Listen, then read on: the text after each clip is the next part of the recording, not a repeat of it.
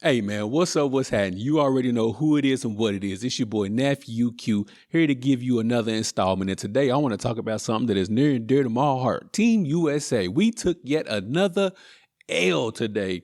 And this time we didn't even place. We didn't get gold, we didn't get silver, we didn't get bronze, we didn't get nothing. We went all the way over and got nothing. But let's get into today of why we got nothing. Now, first and foremost, we lost 3 times in the FIBA World Cups, right? We lost to Lithuania, 104 to 110. And then in the tournament, we lost to Germany, which would have, that game would have placed us in the gold medal game. And we lost to Germany 113 to 111. But the crazy thing about that is during exhibition play, we actually beat Germany 99 to 91. So we already beat them once, but then they turned around and beat us to advance to the gold medal game. And then in the bronze game, we lost to Team Canada, which composed of Dylan Brooks, Shai Gilgeous-Alexander, R.J. Barrett. So they had some quality NBA players on their squad as well. And I mean, Dylan Brooks gave us 40. This is the same dude that during the NBA playoffs against the Los Angeles Lakers, he couldn't do anything. But against Team USA, the dude was turned into LeBron James, Michael Jordan, Larry Bird, whoever you want to name that's an all-time great. That's who he turned into today, and he cooked us. And Shai Gilgeous, he chipped in with a little 31 and 12. Shai Gilgeous-Alexander, he plays for the Oklahoma City Thunder. He's no slouch. He was an MVP candidate. He probably will be an MVP candidate in this upcoming NBA season. And R.J. Barrett, who plays for the Knicks, he threw in 23 and 7. So they have quality NBA players who did their things, but we have a whole team of quality NBA players. And I'm going to get to that in a second as far as the blame. But yeah, we lost today yet again, and we didn't even get a bronze medal.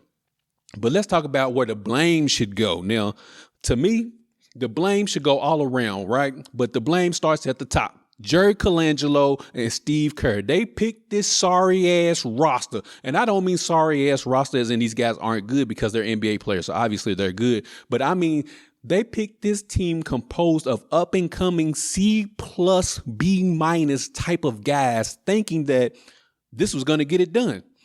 And that's the problem with Team USA and the whole selection process when it comes to FIBA World Cup play is that Jerry Colangelo has gotten, let's just call it what it is. We've gotten spoiled a little bit as far as Team USA is concerned. Our NBA superstars have gotten spoiled, which I'm gonna get to that in a second. But Jerry Colangelo thinks that, we can just send our up and coming C+ guys and that'll be good enough. And as you've seen in this FIBA World Cup, that ain't good enough. It's not going to be good enough moving forward because it's not that that our guys aren't good. It's the world is getting better. And regardless of how you feel about Noah Lyles' comments, I ain't getting into that today, but I'm going to touch on it, but I'm not getting into it. I'm going to touch on it a little bit. But as far as like the, NBA not being considered world champions, and then if you play for the Olympics or in the World Cups or whatever, then you should be, anyways. So Jerry Colangelo has got to get out of his spoiled ass mind thinking that we can just send our C+ guys over there and that'll be good enough. And speaking of our C+ guys, let's talk about that a little bit, man. You have, you got Austin Reeves, who just signed a contract, right? He just signed a 4-year, $56 million contract. Brandon Ingram, who was on the bench, he could barely even see the floor. He's making $158 million. Jaren Jackson, he's 4-year, $105 million. Tyrese Halliburton, our starting point guard, is on a 5-year, $260 million contract. Mikal Bridges, 4-year, $90 million. Cam Johnson was on a 4-year, $94 million. Jalen Brunson, who just was a free agent last summer, signed a 4-year, $104 million. Those players right there combined $867 million, and we can't even get a bronze medal. Let that sink in. Those guys I just named are making almost $1 billion combined on contracts, and we couldn't even get a damn bronze medal. A damn bronze medal, man. So goes back to sending our C+ stars over there thinking that that's going to be good enough. And the thing is that our NBA players have become spoiled, man. Our NBA players have become so spoiled. Now, when I say NBA players, I mean superstar players. Our NBA superstar players have become so spoiled that they're thinking, we'll just wait till the Olympics to win. Dog, it don't work like that no more. This ain't and like Steve Curry said, this ain't 1992. Well, Steve Curry, yeah, this ain't 1992. So you might want to get your ass out there and start coaching a little bit because Steph Curry wasn't on the floor, Klay Thompson wasn't on the floor, Draymond Green wasn't on the floor. Now let's see what you can really do when you ain't got those guys. And we seen what really he can coach when he ain't got those guys. We ain't even get a bronze medal. But anyways, that's neither here nor there. But back to the NBA spoiled entitlement superstar players. I don't want to hear this notion that, I'm not saying that the NBA players don't care. I'm not saying that, but I'm saying the superstar players feel like, oh, well, I just went through a grueling NBA playoffs or I won an NBA championship. It's hard on my body to go to the NBA playoffs and then turn around and play in the FIBA World Cups and then turn right around and play an NBA season. Man, shut up and quit complaining because Luka Doncic was playing. Dennis Schroeder was playing. Giannis would have been playing if he wasn't injured. Now, I get Jokic wasn't playing because, he just won a championship, so he did want to let his body rest. But before that, he was playing. And then you got guys like Dylan Brooks. Dylan Brooks, he was playing. R.J. Barrett, he was playing. Shai Gilgeous-Alexander, who was an MVP candidate last season, he was playing. So miss me top superstar NBA players talking about they want to rest their bodies. Miss me with all of that. Y'all just didn't want to play and y'all thought that our C+ stars were good enough to get it done. And as you can tell, they weren't good enough to get it done. Now, Anthony Edwards is an up and coming superstar in the NBA. So he did his thing. He did what he was supposed to do. But the problem is that he didn't have the right group of guys to come along with him. Yeah, it's okay when we're beating teams like Jordan and things of that nature. But when you...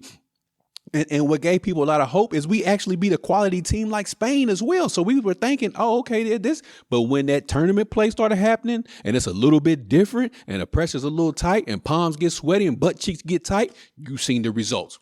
Lose to Germany to advance to the gold medal game, and then you lose to Canada and you don't even get a bronze medal with that as well, man. So Team USA has got to do a whole lot better as far as the selections process is going, as far as guys wanting to commit themselves to this process. And you might even need to say that Team USA might need to go back to having tryouts again because the whole selection, we had Paolo Banchero out there who just came off of his rookie season playing starting center for us. Like that just goes to show the arrogance of Team USA and how we view ourselves when it comes to basketball. And it's crazy because we invented this sport and we didn't even place a medal for a sport that we invented. Let that sink in. Now, back to Noah Lyles' comments. I know that he caused a lot of controversy with, his statements about how can NBA players call themselves world champions when, it's not you playing against other countries. You're just playing against the best players in that league. Well, Noah, and I'm not here to get into that particular debate, so to speak. But what I will say about this is okay. So you mean to tell me Dylan Brooks was named the FIBA World Cup Defensive Player of the Year? Defensive player. So is he the best defensive player in the whole world? I think Shai Gilgeous-Alexander, if I'm not mistaken, was named the MVP of the FIBA World Cup. So does that mean he's the best player in the world? You see what I'm saying? But I just want to make sure we're keeping things fair. And I know Dylan Brooks there. I can't remember Shai Gilgeous-Alexander if he won the FIBA MVP or not. But what I'm saying is whoever did win the FIBA World Cup MVP, does that now mean that they're the best player in the world? Because I could have sworn that however you want to categorize it, some people go by MVP or whatever the case may be, but some people say LeBron is the best player in the world, or Kevin Durant, or Jokic, or Giannis. But these players play in the NBA. They don't play in their respective league, Euro leagues, or overseas leagues. No, they play in the NBA. So how is it that the person who is considered or is in contention to be the best player in the world plays in the NBA? Or when you name the best players in the world, why is it that the whole list is NBA players, but yet some people seem to think that you can't call yourself a world champion?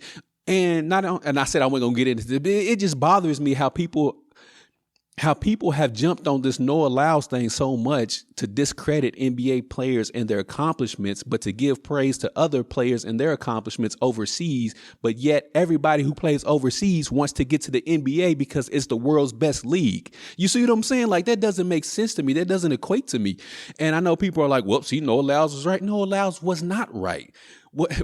Okay, so you mean to tell me if we had a team comprised of Dame Lillard, Devin Booker, Kevin Durant, LeBron James, and all that, and Steph Curry, You mean to tell me we would have still lost against these guys in the? No, we would not have lost in the FIBA World Cup. We just sent the wrong team out there to the FIBA World Cups. You know what I'm saying? So, and look at the 2004 Redeem team. We had, Allen Iverson, Tim Duncan, that yada yada yada, and we lost. Why? Because we sent the wrong team. It wasn't that we weren't the best anymore. We just sent the wrong damn team. Because when we sent the Redeem team in 2008, what happened? When we sent the team in 2012, what happened?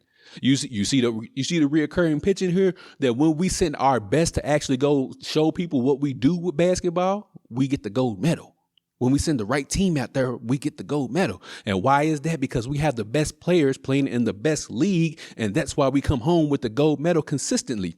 But anyways, and the superstar players of the NBA. Again, I'm not saying that these guys don't care about the USA and want to represent their country and play for. But what you got to realize is that these guys that I just named, the Dennis Schroeders, the Luka Doncic, the Jokers, the Giannis's of the world, it means so much more to them. It's more of a country pride for them to play for their country than it is for Team USA. We take that for granted, whereas these guys, they really, really, really want to play for their country and they really want to win a gold or silver. To them, placing a medal, regardless of what it is, gold, silver, or bronze, it means so much for their country. That it means, oh my gosh, we won a bronze medal in the FIBA World Cups. We won a bronze medal in the Olympics. It means so much more. But for us, we look at winning anything less than a gold as a disappointment, and it should be that way. And if we feel that way, then shouldn't we send our best players over there to make sure we keep coming home with the gold? I'm just saying, Jerry Colangelo, Steve Kerr, get it together. And to be quite honest, I don't even know if Steve Kerr is the right guy for this team. But that's just my humble opinion. But anyways, I've taken up too much of your time. Make sure you like, share, and subscribe to the YouTube channel. Download the podcast on all major podcast streaming platforms. You already know who it is and what it is. It's your boy, Nephew Q, signing off as always. Treat somebody how you want somebody to treat your mama. And I'm about this thing, y'all. Peace.